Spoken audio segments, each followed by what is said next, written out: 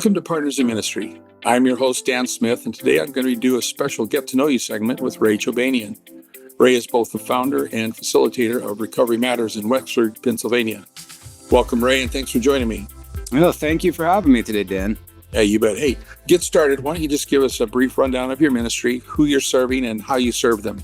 Sure. So my ministry is called Recovery Matters. It is a substance abuse addiction ministry. So we have an in-person group. We meet once a week, and then we also have one-on-one mentoring for men and women. It's a mixed group.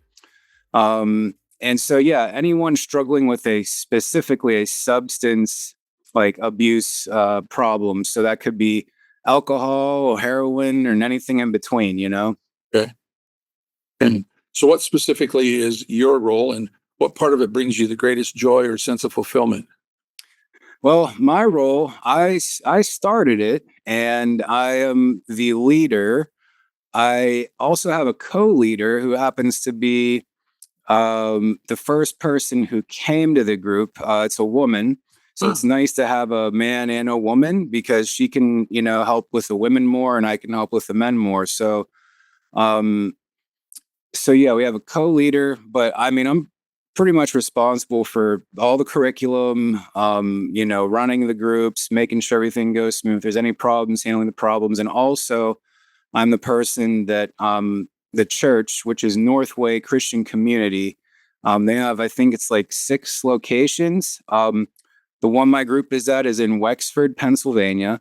Right. And so anytime someone reaches out to the church with an addiction problem, it could be a family member reaching out on behalf of their loved one, or it could be just the person who's struggling themselves. They send them right to me. So they fill out a form, and then it's automatically sent right to me, and then I'll reach out to them and try to talk to them and invite them to the group, see if there's anything immediately we can do for them.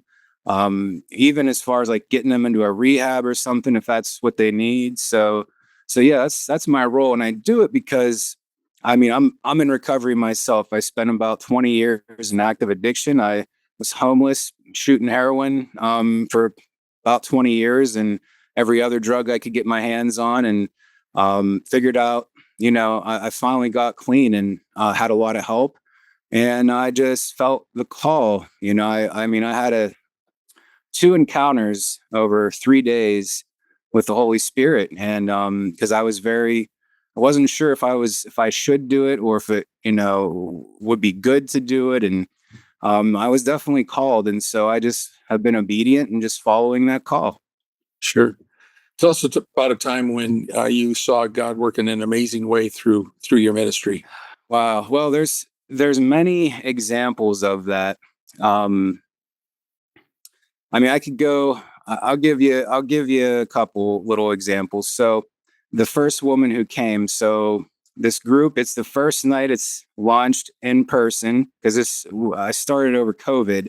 So Right. I actually started out on Zoom meetings like we're doing right now, and a few people would come in and join. We'd have it online, and then later that year we started in person. I'm just like hoping that someone comes. I'm like, the people even know, is anyone going to come? I'm like, well, if they don't, I'll just practice it by myself and, work on getting better. So one woman came, and she kept coming.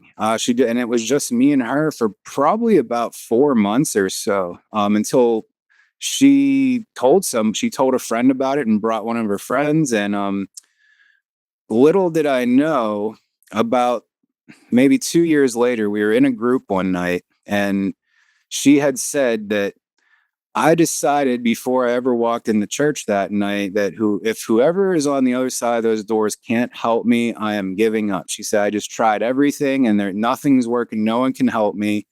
And I'm just a lost cause and I'm giving up on life. And I didn't know that when she first came in. And I'll tell you, Dan, the hair on my body stood on end, like just thinking that a decision for her life she was basing it on whether I could help her effectively or not. And I didn't know that. And I'm glad I didn't, because that's a lot of pressure, like, man. So and then she became the co-leader of the group, and she helps other women. She even started like a women's book study. They meet like once a week, and yeah, and she still comes today and still has a role in it. And so that's one. I mean, there's more. Like, I have another guy I've been mentoring who um he he heard about me through the grapevine at another church. Some guy I don't even think I've ever even heard of, but he knew about me and sent him to me. And so this guy that I'm mentoring now is like trying to get, he was like out of state, and he was trying to find this Ray guy. And then he's like, I need like a mentor, and I can't find anybody. And so I started mentoring him last November, I believe, like the beginning of November. And he recently, just a couple months, 2 months ago, he has a year clean. He celebrated 1 year clean, and he got baptized like right Wow. after that. Yeah. So that, I mean, his family is just, they're just, his dad was in tears, thinking, I never thought I'd see this day where have be with my son, and my son turned to God, and all the, I mean, just an incredible transformation, staggering, So, and I mean, we have, there's stories like that. So it's a beautiful thing, but those are probably the two most impactful for me. So what's something people might be a little bit surprised to find out that you do outside of ministry? Hmm. Um, I would say playing guitar. That's one of the things. I'm producing my own music now. So yeah, that's usually like, oh, wow, you do that. That's cool. So yeah, I have a passion for music. I've always been more artsy, and yeah, I just kind of do it for me at how I've been playing guitar since I was 12. So yeah, a lot of people are like, oh, wow, that's really cool. Yeah, that is. It's very cool.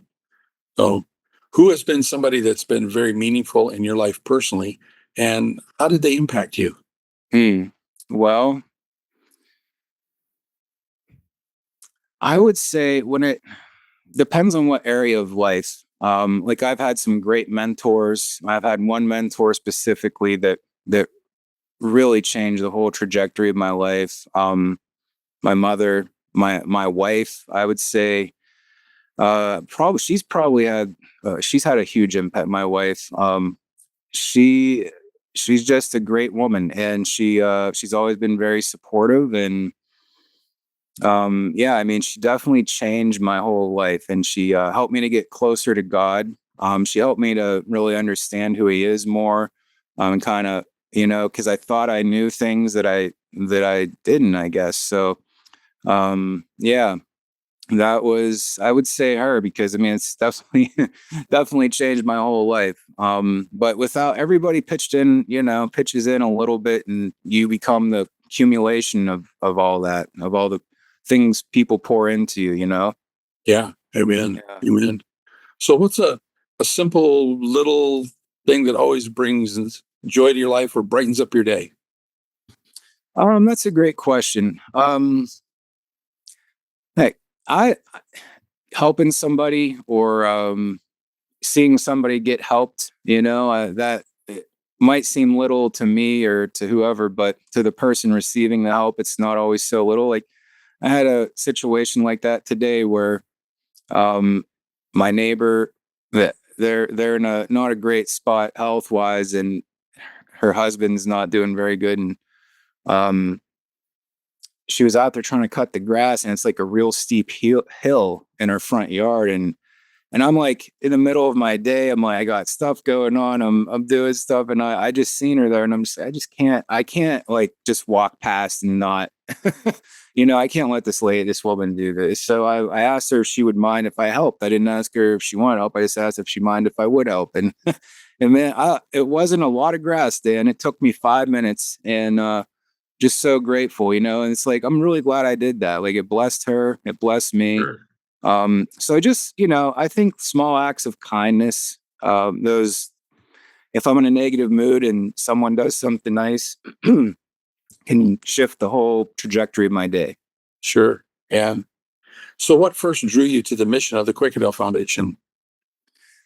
Well, um, I would say some years ago, meeting you, we you and I met in a really interesting way that I just say was God, because so some people, if you've ever used Zoom, they have these breakout rooms on here that are random. At least then, I don't know if they still are, but they were then. And we were in a network marketing, like a business networking group, professional business networking, and on Wednesdays they do these like, it's like speed dating but for business, and you get like, I think it's a minute and a half, and you give your spiel, your pitch, and then the other person gets a minute and a half, and then it automatically switches to somebody else. And well, you and I, we got on the same random room, I believe it was 3 or 4 times in a row. And I think the third time we were like,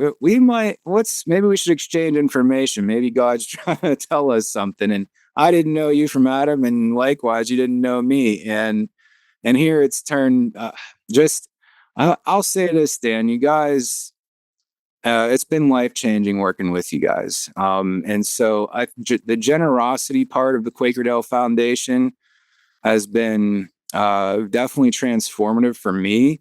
I thought I was generous, but I wasn't as generous as maybe God wanted me to be. And so working with you guys really helped mold that generosity in me. And that's one of the biggest things you guys do. So yeah, and it's been 5 years now or so, and a great opportunity.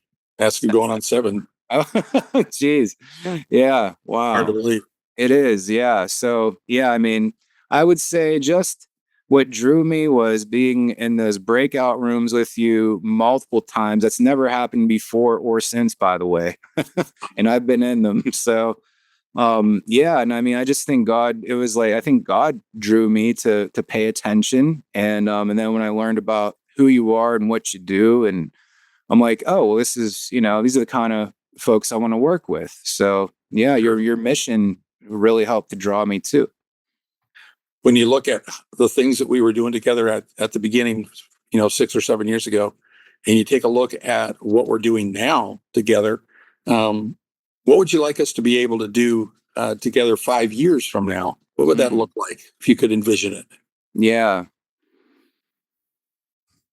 I think hopefully continue to grow and to have a wider reach. Maybe just like more eyes on the videos, more people getting interested, more people having what they would consider a God-driven experience, or a divine, kind of meeting, and helping other people become more generous too. I think we're really kind of running like a fine oiled machine, and I think just getting even better at that, and continuing to refine our method for to impact more people. So I would like to see just the impact continue to grow, and the quality of our stuff to continue to grow with it. Yeah, amen to that. As a support network, how can we support you and your ministry this week? Yeah, so I would definitely say number one is praying. Pray for the ministry. Pray that I continue to be obedient and follow God's voice. Because sometimes he's asked me to do some things that were so difficult for me. And so just pray for faith. I mean, I've done them in fear. I just do it because it's like I have to trust in who Jesus is and what he did. I got to remember, like, I'm not good. So like the goodness doesn't rely on me, or it's Christ who is good, and it's me relying on him. And so I would just pray for that, for like strength, guidance, protection, and, especially for the people of the group, that they continue their path.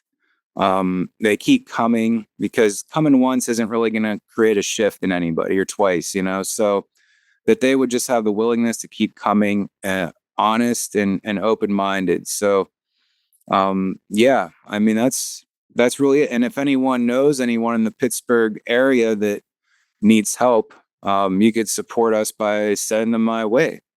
For sure. Yeah. Well, Ray, thanks so much for your time today. It's been great to get to know you a little bit better. Oh, it's been an honor, Dan. Thanks so much for having me. You bet. Hey, if you got any questions or if you'd like to learn more about Recovery Matters, you can see Ray's contact information here on the screen. You can also find it in the show notes for this episode on our website, or you can look right here in the description of the YouTube video. If you got a minute, why don't you send an email of encouragement to Ray? Let him know that you're thinking about him and praying for him.